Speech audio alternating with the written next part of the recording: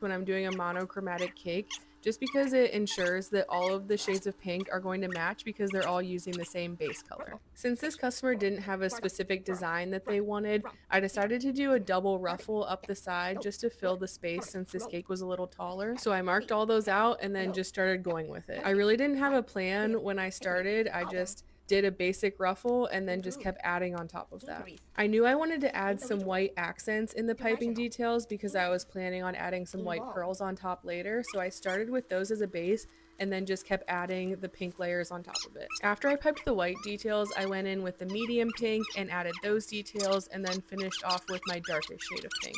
At this point, I was questioning if I made the pink a little too bright, but it was a 21st birthday, so I'm assuming they wanted it to be a fun cake. And I knew I was dousing the whole thing in glitter, and that always ends up lightening it a little bit, so I figured it was okay. At this point, I started adding the pearls at the peaks of my top ruffle, and then I also just placed some various pearls around the top border of the cake to tie in that detail. On the top of the cake, I wanted to replicate the pink and white stacked on top of each other like it was on the side of the cake, so I did the double writing with the darker pink on the bottom and the white on top, and I really think it was a nice detail to finish off the top. And then after I was done with all the details, I doused the entire cake in glitter, and I feel like it's always so hard to get that on camera once it's on the cake, but I feel like I got a little bit of a clip right here of how shimmery this cake was. Emma, I hope you loved your 21st birthday cake.